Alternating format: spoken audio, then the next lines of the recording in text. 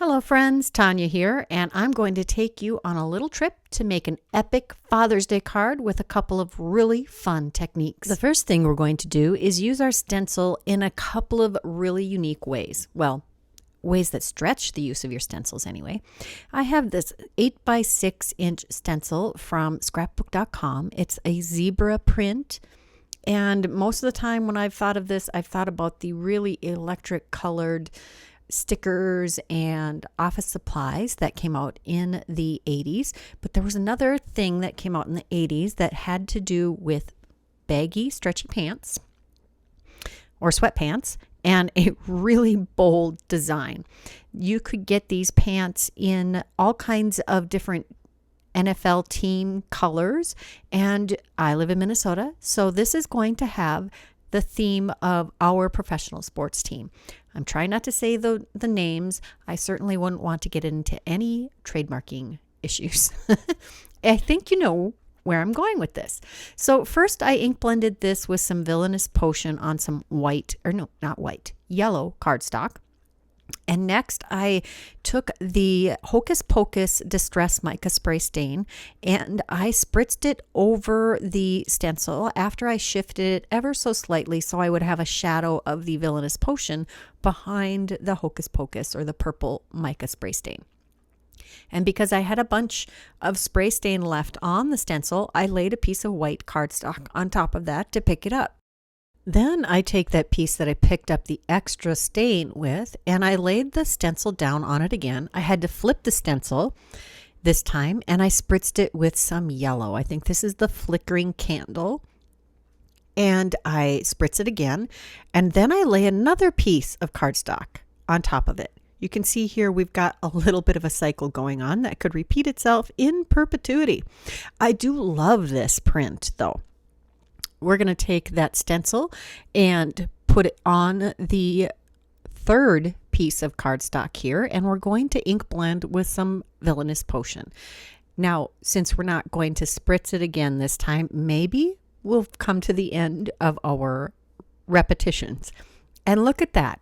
We have yet another background from this session. Here we've got 3 different purple and yellow tiger stripe prints, and each one of them is different. I love that. We are going to use this adorable Norse Gnome stamp and die set. I've taken the main image and I'm going to stamp it with some Copic friendly or alcohol marker friendly black ink. I'm only doing one inking. And I'm using some heavyweight white cardstock because I find that that works best for not only my die cut plans for this, but also for the coloring. It gives it a little more bulk for the ink to absorb. And I'm going to use purple and gold as our colors, and he is going to be a blondie because that just fits with that whole Vikings Norse feel that I'm going for. And I do use 3 colors here for his beard and mustache. That honestly is the very biggest portion of this image, which is awesome. I love that there's not a lot of thinking involved in putting this together. I am going to use the purple to represent or to color all of the fabric parts of his his gear. And we'll save the neutral tones for the battle axe and the shield. I'm adding some yellow highlights to the tops and bottoms of the accessories, and the band here is going to be yellow also. I only use 2 colors for each of those. You can adapt your colors to whatever your needs are. You can change the skin tones, you can change his hair color, you can change all of the colors, just like any image. That's one of the beauties of being able to color in your own images and totally personalize your project. I think that's part of why we all get into this hobby, is to be able to make very personalized cards and gifts to give to family and friends. And honestly, the artistic expression that it allows us, I really enjoy just the creative process. So even if this never made it to someone, I would still have gotten exactly what I needed from it. Look at that. There's our little Viking all colored. Now, I did mention that I only stamped it once and didn't care how good the impression was, and that was because I am putting it right back in the MISTI, which I didn't take my stamped image out of, and make sure I line it back up carefully with the edges of the MISTI, and I'm stamping it a couple more times to get some very nice sharp lines for our finished image. I did color another one without all of the purple and gold on all of his accessories, just the hat, because sometimes all that purple is just a little too much. I wanted to add a little more detail to the band on his hat, so I pulled out some glimmer ink. You could use gold watercolor ink, you could use Nouveau crystal drops, you could use jelly roll pens. There are lots of ways to add metallic details to your projects. Just use whatever is in your stash and you will find that you can really embellish your colored images really easily. Now let's stop and talk a little bit of the specificity of the theme of this particular card. You could take this in a whole nother direction. Do not think that you are limited to just what I am showing you today. You could certainly take this image and give him a seafaring background, like with the layering Peninsula stencil set here, and you could create a mountainous background behind him, or you could go in another direction and put a woodland theme behind him using this Slimline forest border die set.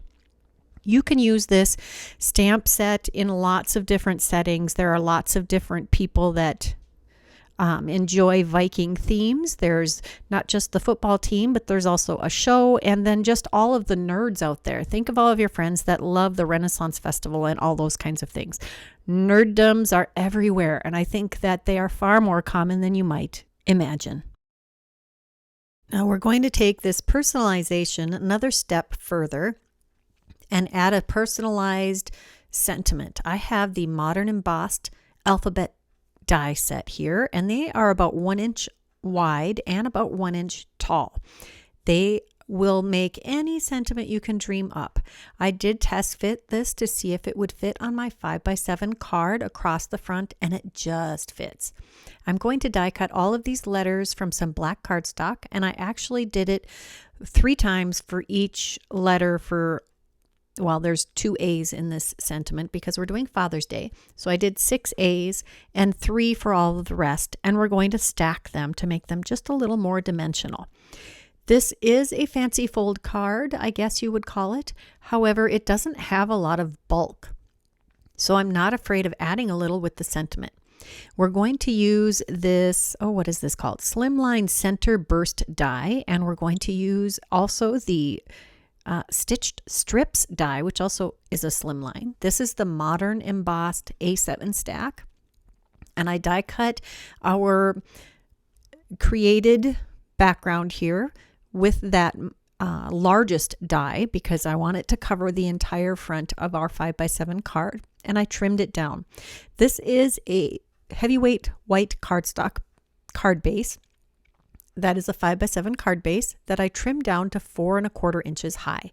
This started out as a pretty arbitrary measurement because I just wanted to be able to get 2 cards out of 1 piece of cardstock, and you can't do that usually with a 5x7 card. I do want to give the top edge a little treatment of some kind because I do like a nice finished edge. That's why we pulled out the Slimline strips dies, and I die cut one of the thinner stitch stripes from the shimmery gold cardstock. I did the same with this center burst die, and I'm going to do it twice because I want to thicken this up a little bit. I want there to be 2 layers because there isn't going to be a piece of cardstock behind all of this. It's going to be standing above that card base.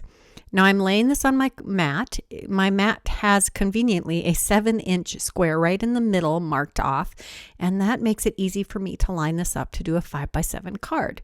I'm taking the negative for that center burst die, and I'm taping it down after I taped my cardstock to the base or to my work surface because I didn't want it to shift. And I'm just going to inlay all of these pieces, and the negative will help me keep it all easily lined up. I don't have to do any fussing or fiddling. All the thinking is done for me, and they just slide right in there and create this perfect die set. Now we're going, or this image. I wanted this burst of gold to come up behind our Viking. I'm going to peel off that negative, and there we have this amazingly gorgeous component of our card with very little effort. Next, we're going to take our little Viking, and I want to center him. After I've made sure that this is the right size, I want it to fit in my 5x7 envelopes, and I die cut an extra piece to go on the back. As you can see, that is the back of this is not very pretty. I had stamped my image and then cleaned my stamp and took it off the MISTI because I wanted to stamp it again. After I colored it, I had to re-stamp my image and not take my image off of the MISTI. I have cut 2 extra pieces to go behind our little fella, and part of it will go just behind the top portion to make up for the thickness that we're missing from the card base, and then the other piece is a full piece that I will adhere to the back of our little gnome. Now we're going to add the sentiment. I have all of these letters that I've die cut and glued together, and I'm going to use my T ruler to make sure that we line all of this up. Now, I should have been a little more careful and put that F all the way to the edge, but I didn't, and will still make it work. What I'm doing is adhering each of the letters and making sure that when I push down on the T ruler, because there's still a little extra space between the card base and the edge of the ruler, I push down on the T square and then slide my little letter down against the T ruler to make sure that it's nice and straight. And I did have to readjust the placement of my letters because I had put them a little too close together at first, or I didn't put them close enough together. Now I'm going to center the A using our T square ruler again, and you can see that I've taped the T square ruler to the card base. Not the card base, the work surface, so that it doesn't shift while I'm adhering each of these letters. I'm just going to get the last couple letters down, and then let's not forget that apostrophe. It is part of the alphabet die set, and it's perfect because it's not plural Father's Day, it's Father's Ownership Day. We are going to use the Simply Sentimental die and stamp set to add something to the inside. I am using this love die, which actually is 2 dies. It's a shadow die and then 1 die that cuts out the individual letters of LOVE.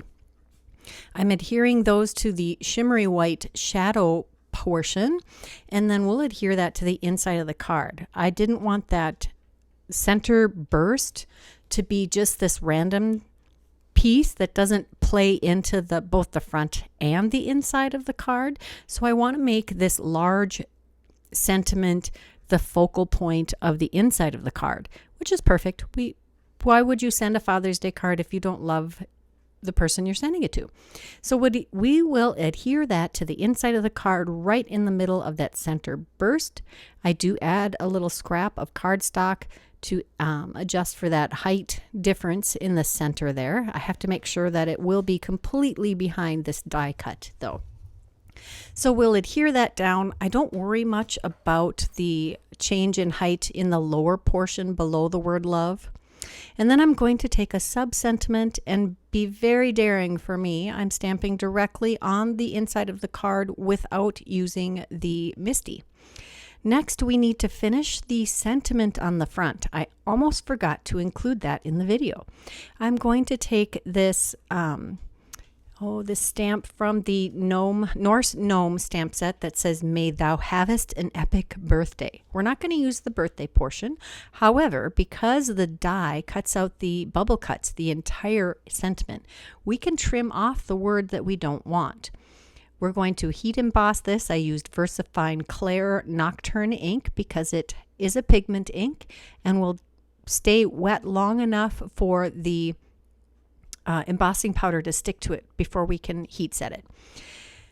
Now I'm going to die cut it with the coordinating die. The Trinity stamp sets, almost all of them have coordinating dies available that will cut all of the sentiments also. This is just, I love it. Chef's kiss. I keep hearing people say that lately. It is perfect. This is just perfect. And then I just trim off the word birthday so it's completely customized to fit the idea of my card. Now I'm going to add one little sliver of coaster blank, which is just simply a pulp board that's thinner than foam tape, thicker than cardstock. It would be about the same as 2 or 3 layers of heavyweight white cardstock, and it just simplifies things. Just going to adhere that right below our little Viking, and that is our card. What do you think? I think this card is amazing. It is going to go to one of my father-in-laws for Father's Day, as long as I remember to send it in the mail. And I really enjoyed creating this video. If you enjoyed this video, please give it a thumbs up. If you haven't subscribed to this channel, please take a moment to do that now. And if you're interested in any of the supplies that I used today, check that description box below. And I would love to hear from you what you think of this technique. Until next time, bye-bye.